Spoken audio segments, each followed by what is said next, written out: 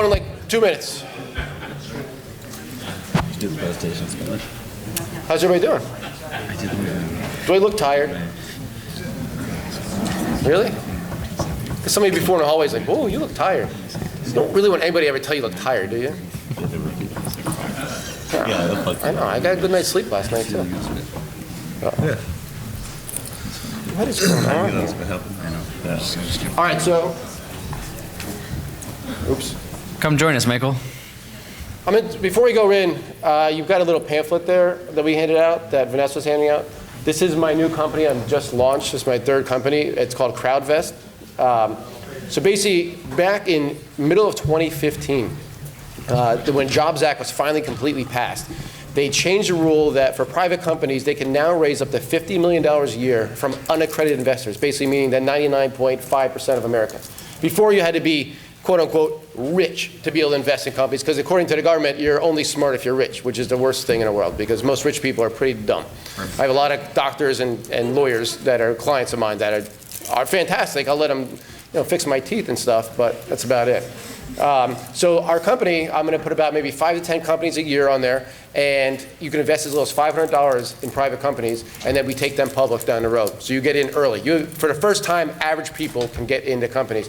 And I've had all kinds of companies come across my desk. We're only doing about 5 to 10 a year because I want to keep them companies I truly believe in. They have to cross my desk first. So CrowdVest, you can go there now and you can put in your email, and we'll let you know when we launch next week. But our first company, as you can see in the handout, is a cannabis-related company, which is why I'm talking about this. It's a real estate investment play on cannabis, and very similar to IIPR, which went public recently on the NASDAQ. Very similar to that company, where it's a real estate cannabis play. We're going to be selling shares at 48 cents a share. So again, you can go out and invest $500. But of all my companies in the last 20 years I've started, this is the most exciting by far. So I'm going to keep it up there because we have nothing else to put up there right now. Is the real reason it's up there. All right, so let's get into our next panel. I love these panels because it's just fun. Because I get bored really easy. You got ADHD, whatever that is. So one person talks, I lose in 5 minutes. So this is nice because I could just cut them off and go to the next person. This is Canada is leading the global cannabis revolution. So I probably sound funny with my accent up here. But it's really, these guys sound funny. I'm just like over here, though. I don't know what you're talking about, eh? I will say, I do love Canada. Toronto's probably one of my favorite cities I've ever been to. It's clean. You got great food up there. The food is good. It's really, it's really good marijuana, too. I don't, yeah. I will plead the fifth on that. Actually, I never had marijuana in Toronto. Next time we come visit. There we go. So what we're going to do is we're going to keep it, it's 45 minutes. We're going to keep it very informal. We already had Cam introduce himself. We had Danny introduce himself, but we have two new panelists up here. I'm going to let each one introduce themselves as well. And then I'm going to go through them and throw a couple questions at them. And then everybody had questions before. This is basically an open forum. Throw your questions out, and we're going to hammer these guys and ladies up here. So let's get started. Let me give you a quick introduction down to my work that I left and come back. We've already met Cam, but we're going to meet him again. He's a senior vice president at Aurora Cannabis. They're a producer of medical cannabis and cannabis oils under a license from Health Canada. He's responsible for business development, external communications, investor relations, government relations, and medical and patient stakeholders. He's also a member of the board of directors of Cannabis Canada. To his right, we have Danny. He is the director of investor relations at Emblem Corp. It's the parent company of Emblem Cannabis. Coming from the capital markets team that helped Emblem go public, Mr. Brody has in-depth understanding of all aspects of the company's corporate structure, qualifying transactions, and is now an expert in the cannabis space. So we keep moving down. And then Brett Allen. He's the vice president of Green Organic Dutchman Holdings and has played a crucial role in the development of the company. Prior to this, he was a director of Sabre Capital, which recently completed a wildly successful RTO to become Emblem Corp. Prior to which, he spent 2.5 years with Organigram. So he's been in the industry quite a bit, very successful. And then last but not least, we have somebody filling in because he couldn't make it, right? Would you like to read about after before I introduce myself? I can do that. Yeah. After is our... Yeah, I like to read. Yeah. You read fast too. After, can you pronounce his name for me though? After Dylan. him. He is a life he's a life sciences entrepreneur with more than 20 years experience building public companies through mergers and acquisitions, leading innovation in scientific, engineering, and farming enterprises, securing government grants and NGO funding, more than $75 million US to date, and building dominant IP portfolios through partnering. So I'm going to hand it over to Bin. This is Bin Because Huang. you don't have my bio. Yeah, because I have your bio. But she's the president and CEO of Emerald. So Yes, why don't you introduce yeah. yourself, and then we'll get out of you, Brett. Right. Okay. Okay, So after since his regrets, he cannot make it today, so I'm substituting him on this panel. Glad to be here. I'm the president and CEO of Emerald Health Therapeutics and Botanicals. We're one of the licensed producers, and our stock symbol is EMH on the Toronto Ventures Exchange, TSX Ventures, also traded over the counter in the US. So as I said, I'm the CEO, and my background, I spent all my career in healthcare and life sciences, first as a scientist, and then as a sell-side analyst, and then as management and CEO for 15 years and counting.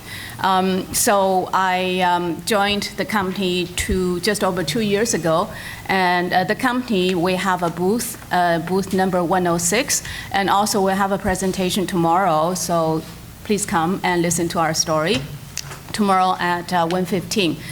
One of the fully licensed producers, we produce and sell both dried marijuana and cannabis oils. We are one of the 15 that have the full license. And obviously building the infrastructure and one of the earlier licensees, and also having a very aggressive expansion plan this year, building 100,000 square foot of state-of-the-art growth facility, and with the potential on the land to grow to 1 million square foot if the market analysis supports and if the legalization timing supports that as well. Can I say a few words about Canada, or do you want to introduce? Well, we'll introduce and we'll come back around. Is that good? Okay, yeah. Brett, you want to introduce yourself, please? Yeah, thanks, and thanks for having us. Brett Allen, Executive Vice President with the Green Organic Dutchman. This is our third transaction we're bringing to market. I think we're the only financial and management team in Canada so far that's got 3 successful launches under the belt. We originally brought to market, financed Organigram about 3 years ago, and then over the last year, working with Emblem, same team came in, put together the transaction, and helped raise the capital to bring them to market. Big difference for us in TGOD, Green Organic Dutchman, is we're coming in more of a hands-on management approach where we've kind of been transactional partners in the previous deals. So this one, we're really leveraging our financial capabilities along with the expertise we've learned, through the last 4 years of building a couple deals and bringing them to market. So we acquired the license in Canada. We're just outside of Toronto and Hamilton. Company got licensed in August of last year, shortly after which we acquired the company and closed our first seed round financing, about $33 million valuation late last year. I think we closed in December, and raised about $13.5 million, and are just doing our second round of financing. Actually launched today at the show at $1.15. I'll be happy to give you some more information if you come by our booth a bit later to talk about that. We have our cultivation license at the moment, and anticipate the sales license coming online in about 6 weeks from now. We're one of the larger landholders in the country with 100 acres of property at the moment, and immediate expansion plans underway to add 145,000 square feet of grow space, with our property allowing us to get up to about 2.5 million square feet. We're one of only 3 organic producers in the country, so all of our SOPs, inputs, and production processes are fully organic, which is something we think is extremely important and lets us stand out from our peers pretty significantly. I think we'll keep the introduction short there, and we can talk more in the Q&A. Thanks. All right, so a million questions, but a lot of people here know a lot about investing in cannabis because we've had a great number of speakers. Cam, you've been at a couple things, so let's just go down, and I want to convince these people to invest in your companies. That's why it makes it fun for me. Start with you, Cam. a little bit about, I mean, you already had a presentation, but a little bit, kind of that elevator pitch of your company and on Canada itself, versus in the U.S. opportunities right now. Let's start with the latter. Okay. There's just nowhere in the world better to invest than Canada right now. I don't know why anybody would look anywhere else. You can't invest in a producer in the United States, and you can invest in a fully developed, diversified company in Canada. So back to Aurora. I think what I would say on our behalf is we are very clearly differentiated. We're the number 2 in terms of market capitalization after Canopy, but we're differentiated from them in our style of growth. We don't have a massive farm with a traditional greenhouse. We're all about high quality product, and we've proved that people want it, and that's why we've been the fastest growing over the past 12 months. And then with our e-commerce strategy, we think that we have an entire segment of the market to ourselves, and we're going to keep building that lead. That's my pitch. Excellent. Go right down the road. Yeah. Canada, and then your company, Danny. Sorry, what was the first part? Why invest in Canada? Why Canada over the U.S. and then why your company? Perfect. Okay, so Well, you got me I convinced. think the biggest part about Canada is the fact that the way cannabis came to the system, the way it actually came to be legal, wasn't from a drug company creating a specific formulation and saying it's secure for a certain ailment. It came through the people approaching the courts. So the fact that it came through the courts creates an environment where we're federally legal. So from the top down, it's the government telling the individual provinces what needs to be done. And it's from the top down that this whole system works. You don't get that in the States. In the States, we've got all these different segments. Some states are legal recreational. We've got, I think we were up to 8 now that are legal recreational. But the fact is you still have trouble accessing the banking system. Like, we can go and open up bank accounts for our companies. We can have credit cards. We can do all these things that can't happen in the States. Yeah, but we don't have armored limousines full of duffel bags of cash. We don't have armored And limousines full of duffel I frankly bags. would love to have that. And our banks don't like us wiring money to the States. That's difficult as well. So I think from that point, it creates such a unique opportunity. And we're the first of the G7 countries that have a recreational agenda. We're the first of the G7 countries that actually have the ability to create an entire country that has recreational marijuana. Like, it's unbelievable. So from that perspective, I think that's the key driver for me and why Canada is the place to invest your money. On an emblems front, I think the fact that, I know some of you guys just listened to my presentation, but we've got 5 aspects of the business that really stand out. Our management team, we've got our 3 verticals, which are our production facility, our education vertical, and our pharmaceutical division, where we're trying to create standardized dosage medication in pill format, where we actually extract the active pharmaceutical ingredient from the cannabis plant, combine the molecules with either fast-acting release or slow-release mechanisms for pain management, for sleep, and then the fact that we've created a share structure that allows us to continually finance what we plan in what I call an inflationary finance situation. So too many dollars chasing too few products, which has worked well for us coming to this point. So those 5 things, I think, really separate Emblem from the pack. Brett? Yeah, I think both good points made. When you look at the marketplace here in the U.S., you've got thousands of production licenses per state. Then you have separate companies that do extractions. You have separate companies that have dispensaries. In Canada, we've got all chains of all parts of the retail chain covered. So we grow the product, we extract the product, and we sell the product directly to the retail investor. So you really capture a lot more margin, in comparison to what you'd be investing in stateside. Obviously, with the federal regulation, as said, it's significantly de-risked. You know what's going to happen tomorrow. You don't have the fears of what federal regulation changes are going to happen that may adversely affect the investments that you've made in the sector. With it being a federally driven mandate in Canada, you know where you're going to be tomorrow, and you know where you're going to be in 6 months from now, which is quite important. Specifically to our company, our access and ability to raise capital is quite different to any of our peers. Emblem, as I said, part of our team was involved with bringing Emblem to market, so they've got a bit of a similar approach. But we don't raise our money through the typical investment banking methods that a lot of the peers use. We don't believe in, giving large chunks of stock out to the institutional investors at these rounds, and then having the retail people have to return to market at inflated premiums when you're public and buy there. So give you an idea, we did our first round of funding in November, December, and we raised $13.5 million and brought on 1,300 new shareholders to the company. If you do the math on that, it's about $10,000 per investor is what we allow people to take. You get a very diverse and spread out shareholding of people in the industry, and a lot of those people of which will end up being patients and users of our product as well. So there's a bit of a sales platform in there as well. Again, obviously, the land size is, we think, significant. We'll be taking a bit of a campus approach to what we do. So you'll see some pretty strategic and interesting joint ventures that we'll be announcing in the coming months that allow us within our property size to do some interesting things a lot of our peers can't, being locked to smaller property size. And then again, I'll drive home the organic. The market's called out for it. You see it from produce. You're seeing the marijuana space, but the appetite for organic, high-quality product is, I think everyone's quite clear on where it is. People will pay a premium for it.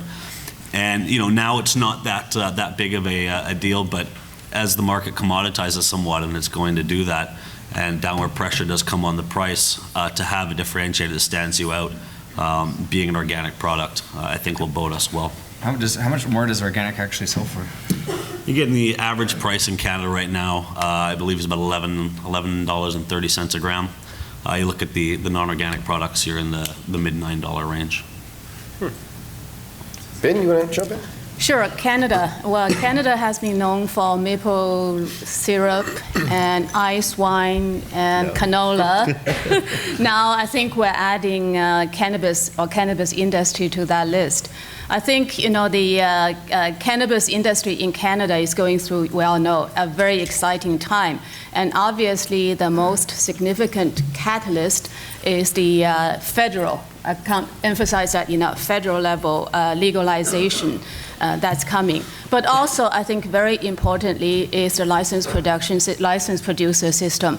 Is the, for medical marijuana, we have like 16 years experience in Canada, and the regulatory system is quite sophisticated, covering the security of personnel, of facilities, and covering standard operating procedures and quality systems, quality assurance and testing standards, all that good stuff. But also we have the e-commerce system. We're all selling through mail order, and that's quite mature because we've been doing this for some time. So patient registration, client registration in the future, customer registration, and the shipping and handling and all that. And e-com is really the future. It's the Amazon.com, like Cam said. So I think just the experience we gained from that makes the licensed producers ideally positioned for the recreational or consumer market when it's open. So I think the licensed producers are in a very privileged position to benefit from the legalization system which in my way is probably the most advanced, most professional, most sophisticated in the world. Thank you so much. So obviously you guys are all good friends. I saw Cam come over and give Ben a hug. It's like, it's like kumbaya up here. But you're all really fighting for the same customer, are you not? How do you look at this playing field? Are you competitors? Are you not competitors? How's this play out? We're both. Let's start with the fact that the genius of the Canadian medical cannabis system, that's the basis for everything that's going on that's good and preparing us for the consumer system. The genius of it is that it's a market-based system with multiple competitors. And the irony here is exquisite, because everyone knows about Justin Trudeau and this Liberal government that has announced that it's going to legalize the consumer use of cannabis. But people forget that it was the former Stephen Harper government, a conservative government, that set up the medical cannabis system. And believe me, they were no friends of cannabis at all. They were the classic disapproving parents, if you like. But they created this accidental success story in creating this market-based system with multiple competitors. We now have 38 licensed producers in Canada. And the beauty of it is competition drives innovation, right? That's how we're competing with each other. That's the genius of this system. It's why it's working. And it's why it's leading the world. But beyond that, we're also we're almost like teammates because we all collectively have got to work together to make sure that this works and we get it right the first time. We're all in the same boat in a brand new industry. Yeah. And so Avtar, Bin's colleague Avtar, is actually on the board with me of Cannabis Canada, the industry association. And at that level, we never talk competition. We talk about what's good for everybody, what's good for the system, what's good for the patients, what's good for the future consumers. How do we make sure that this works? I get that. You're all for the greater good. You all want the industry to grow because the pie grows, you each have an opportunity to get a very good piece. Yeah. But they didn't answer the question. Obviously, you compete. You want to take all the business. Everybody wants to have all the business. So how does this play out? Not everybody could be the most successful. There's lots of different ways. That's the best part about this industry. There's so many different ways for us to survive. There's so many different ways for us to make money.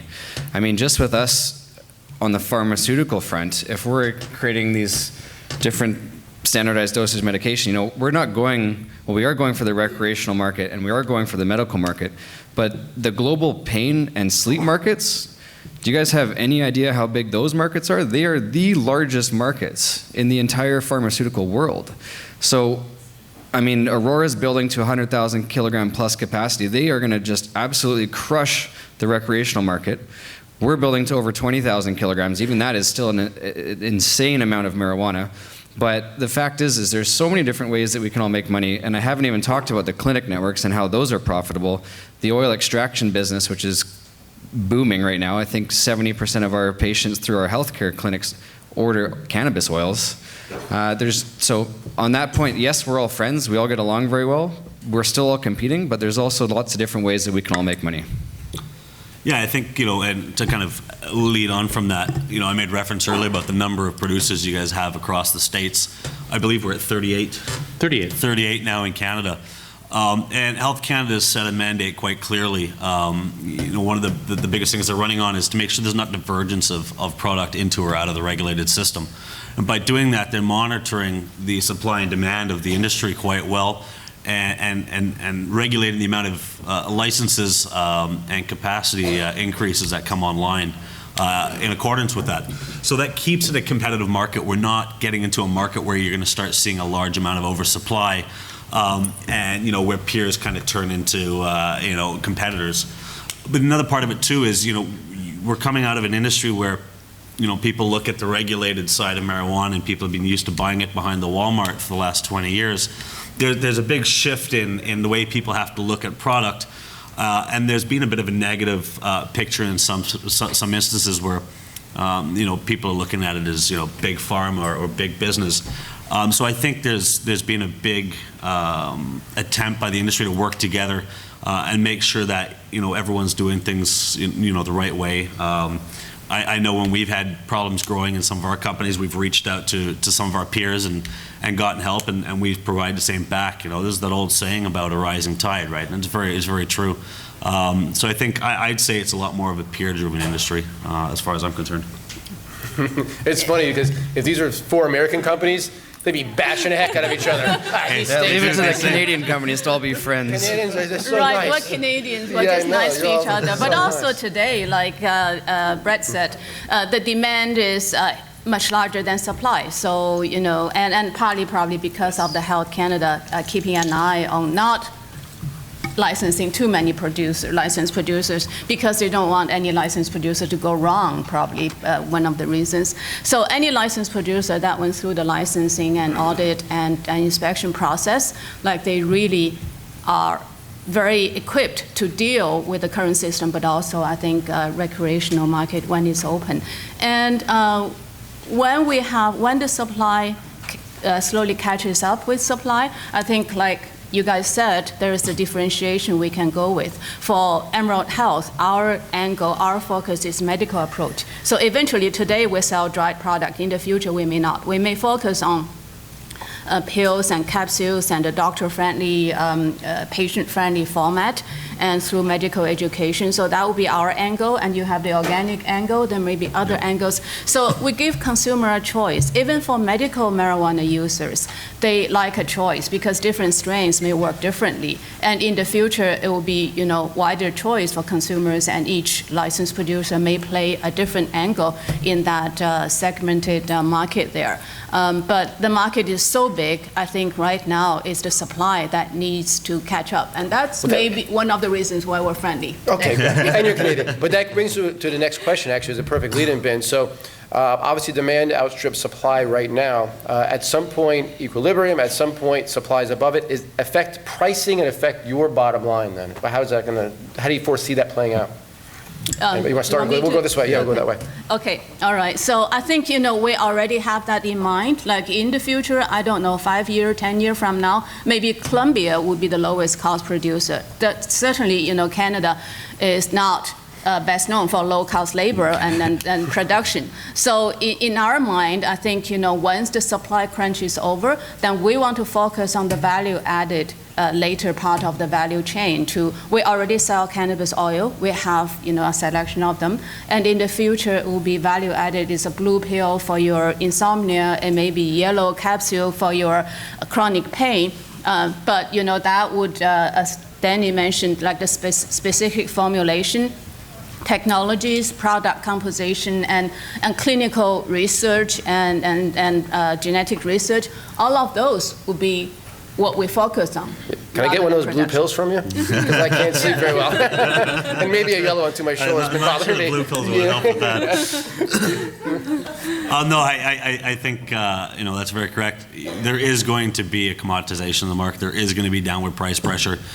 I think Health Canada will manage that to an extent. You look at the way our liquor stores are run. By the way, you guys are very lucky down here in the States. Your cost of alcohol is fantastically low. Come up to Canada, your hotel will be cheaper. But no, so, I think that it will be managed to an extent, but you are going to have to find ways to differentiate, whether it's medical, whether it's being organic, whether it's frankly providing really good service. And I think that's where our industry's got some growth to go is, the margins are there. There's not been a huge fight for patients. And I think a lot of our peers in the industry have got quite lazy when it comes down to ensuring that their quality is of the highest standard or that the service they're providing is the best service they can provide to patients. And I think when that price crunch does start coming in, the people that haven't paid attention to that from the start will pay for that quite quickly. So, as a closing on that point, I'd look into when you look at investments to make in the space, look beyond just what the capacity of a producer is and look into kind of what they're doing in the customer service side, their e-commerce side, or what they have that will help them stand out down the road.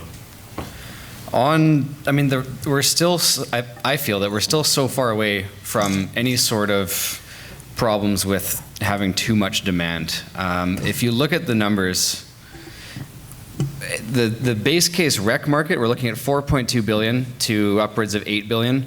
And if you reverse engineer those numbers to figure out how many grams you need to produce at $6 a gram, which is your average of wholesale and retail, I think I said this in my presentation, but you're looking at 700 million grams of marijuana. Seriously, that's 700 million grams. You can check my math on that. The equivalent is 700,000 kilograms, but if we're at 5,000 kilograms a quarter right now, so we're still so far to go. So I don't think we're going to be seeing any downward pressure on actual cannabis for the next little while. On the pricing and bottom line front, energy costs are significant in Canada.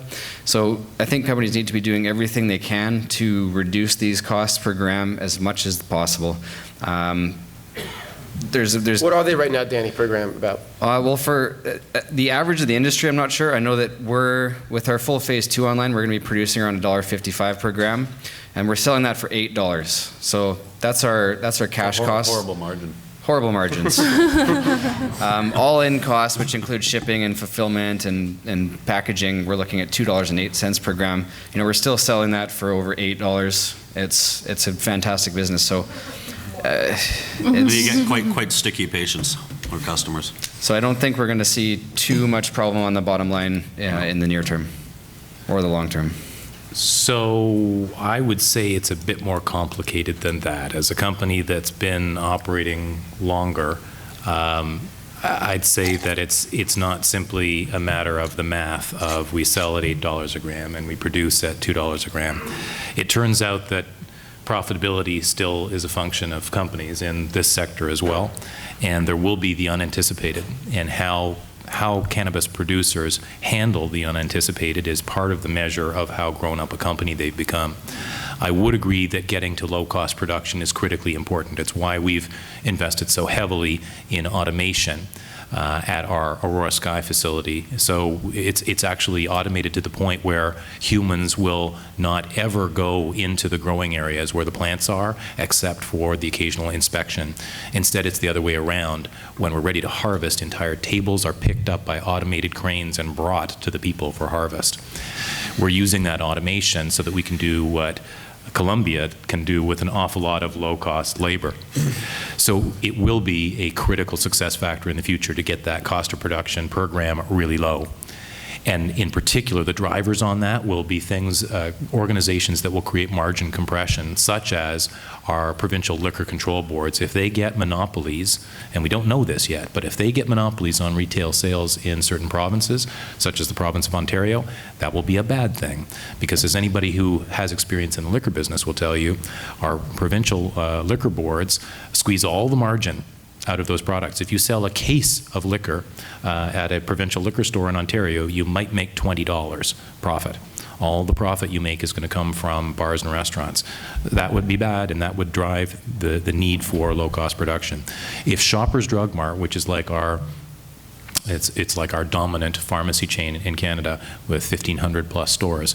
If they come in a big way, they will squeeze margins, and that's what they do. That's their business strategy. And once again, you're going to have that low cost of production.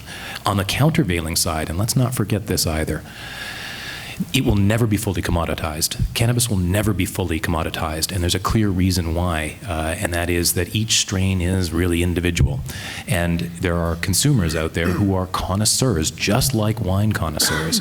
So there's an element of that, and the smell, the taste, the experience, the effect of individual strains of cannabis will always be there for the connoisseurs.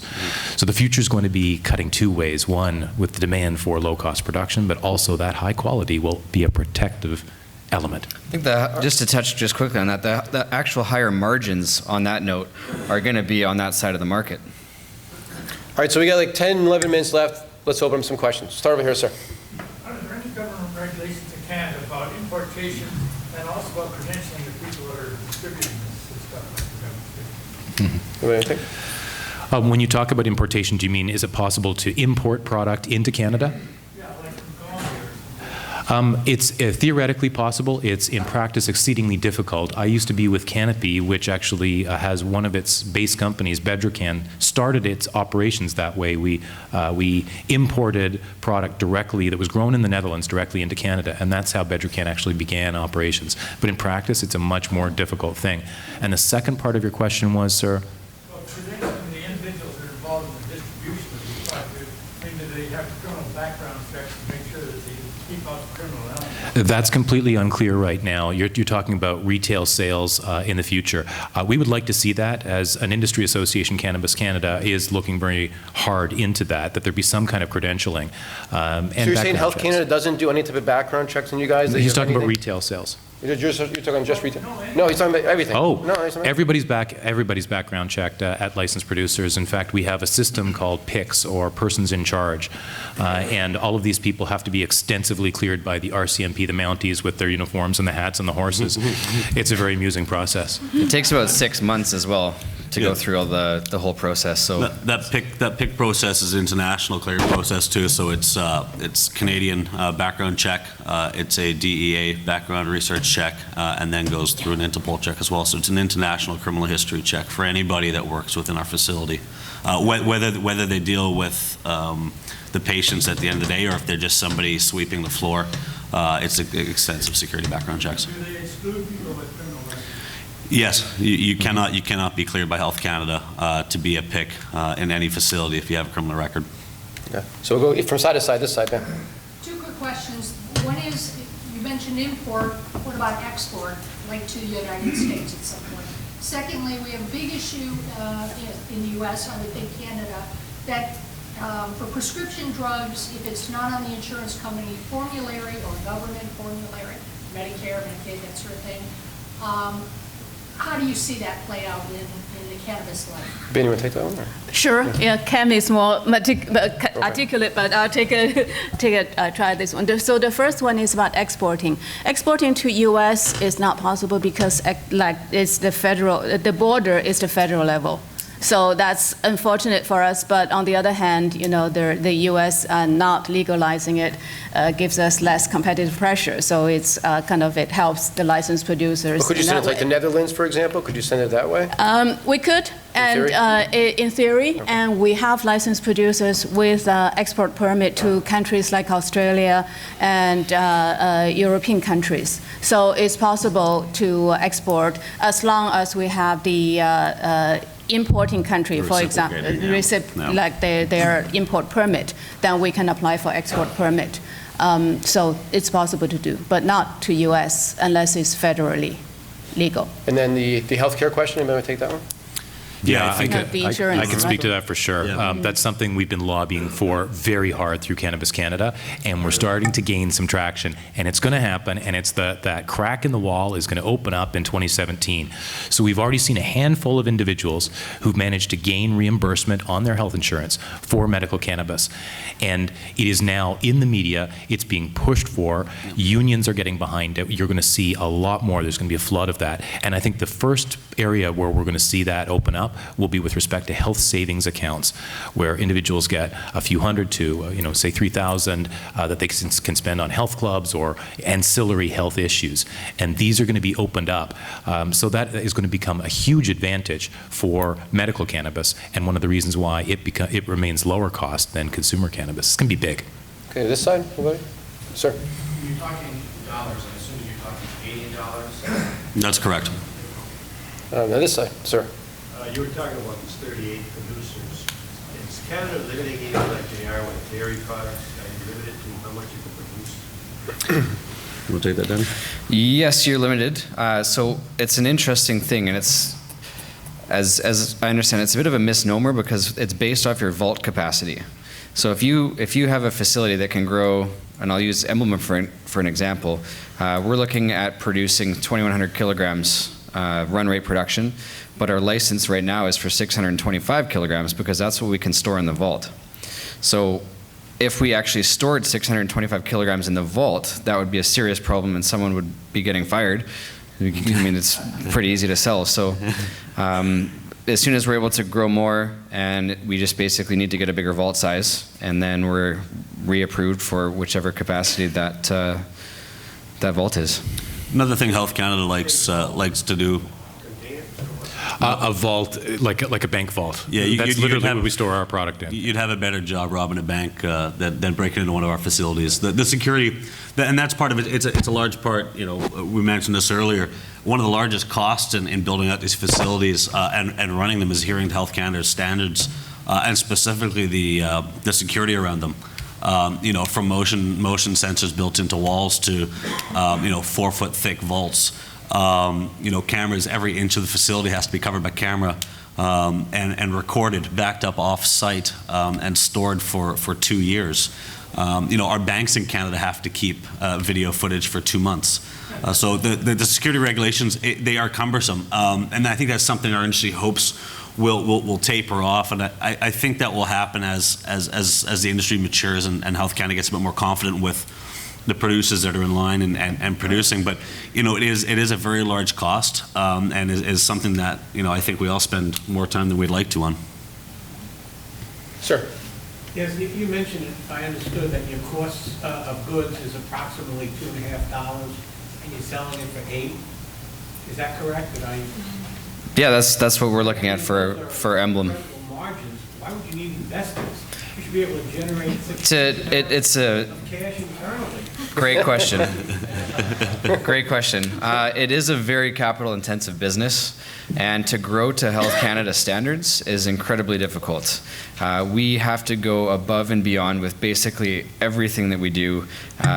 Our full expansion is going to be based out of complete pharmaceutical-grade clean room environments. So you can have a completely controlled grow environment. You can completely control your temperature, your humidity, your lighting. I mean, all of these things have to be very well thought through and very expensive to do. Our existing facility, we've put about $15 million into it.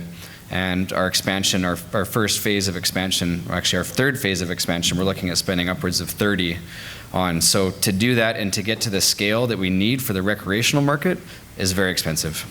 For the recreational market, wouldn't you field grow it? I mean, we're not as far. Unfortunately, we are not allowed. We can only grow indoors in Canada. Right there, sir. Yeah, you guys talked about the price pressure. Colorado's having that with their medical and now recreational, pushing the price down and actually having too much demand or too much supply as well, not because they have so many growers out there producing. How is Canada planning for that recreational market? Because you will have a huge influx of tourists showing up and buying out the product. How's that going to not affect the medical side? Okay, so there's a couple of questions in there, so let's unpack it a little bit. Canada will never look like Colorado or Washington. It's a very, very different system. We're going to have a limited number of federally licensed producers. There will be federally licensed production for the consumer system as well, and there will never be 1,000 producers. I hope very much that there will be a diversity of producers, so big ones like us and some medium and some small ones like a craft brewery, but there won't be 1,000. Try and regulate 1,000. Why do you say that? Because, we can't regulate them. Yeah, but governments need money. And if they see dollar signs, that 38, let's do 380, because we can make more money. You're going to have the same amount of sales whether you have 100 producers or 1,000. It doesn't create more sales. Governments are regulators, and they know that you can't regulate an unlimited number of bodies. So, yeah, they're going to get the money from the taxes, no question about that. But no, it's just never going to look the same. Canada's going to be distinct. It's going to be Canadian model. That's the way we like it. Right there, So you keep throwing around the terms that supply is below demand, especially even now with the just medical market. What are the percentages there that you're looking at, and the increasing percentages with medical increasing demand over time? Yeah, I'll take a first crack on that one. So right now, we have probably close to 150,000 registered patients, and that's growing faster than what Health Canada predicted when it opened the MMPR program just 2.5 years ago. Now, what is the percentage of medical versus recreational? My personal view is some of the recreational consumers, they actually use it for health benefit as well. So there's not really a black and white, but if you look for the hardcore, like medical conditions, I use it for kids' epilepsy, I use it for really chronic pain, rather than just, making me feeling better. Actually, one good thing about the Canadian cannabis industry is we have a couple of brokerage houses that have published very extensive research coverage of the industry and also of the companies. I think there's a pretty good consensus of the market size, like Danny said, 700,000 kilograms per year. And the analysts were saying probably around 20% medical versus recreational. 20% of the total is for medical use. Now, in terms of the growth speed, I mean, I think the market is probably bigger than what the forecast is saying. And I think the research by Dundee and by Canaccord, those are probably the two leaders in Canada in doing investment research in for the cannabis industry. Their estimate is about the same range, 600,000 kilogram to maybe 800,000, but the real market could be bigger. And the speed of conversion, if you look at Colorado, if you look at Washington, 6-7 million people, Canada is 5-6 times as big. mistake, and they are already selling $1 billion revenue. So the Canadian prediction of, somewhere close to $10 billion is probably realistic, and it could probably happen quite quickly, because this is not a new market you're creating. This is consumers that are already there, so you're just converting them. You have the right product, it's not overly expensive, it's not overly taxed. I think the conversion will be very quick, 2-3 years. Just to give that some context, the global the market in Canada for beer is $8 billion. For wine, it's $13 billion. So we're going to be right smack in the middle of that. Bin's point is really well taken. I've heard people say that there will be a bust of a bubble in this sector, and I've heard it compared to the dot-coms, and that's absurd. Yeah. The dot-coms had to create a market. We are taking an existing, fully mature market, and we're just grabbing it away from the illicit producers by beating them on product quality, on price, on convenience, on range of products. We're going to beat the pants off them because we can. And we're capitalized well enough to do it. And those numbers that Ben gave you, I think that they're right bang on, the closest estimates I've seen. And I can validate that a couple ways. Estimates as to the total market for consumer cannabis is about 5 million Canadians. And I think that we're probably going to end up with about 1 million Canadians using medical cannabis. And the market size, I think we'll be looking at about 2 billion plus for the medical side, and about 10 billion, maybe up to 12 or 13 billion on the consumer side. And for comparison purposes, multiply those by 10, and roughly, back of the envelope, you're looking at U.S. federal numbers. All right, so we have to wrap there. We don't over by a couple of minutes, but they have booths. When you walk go to the left 100 aisle, they'll all be there, so you can go talk to those guys later the next couple of days. But thank you very much for everything on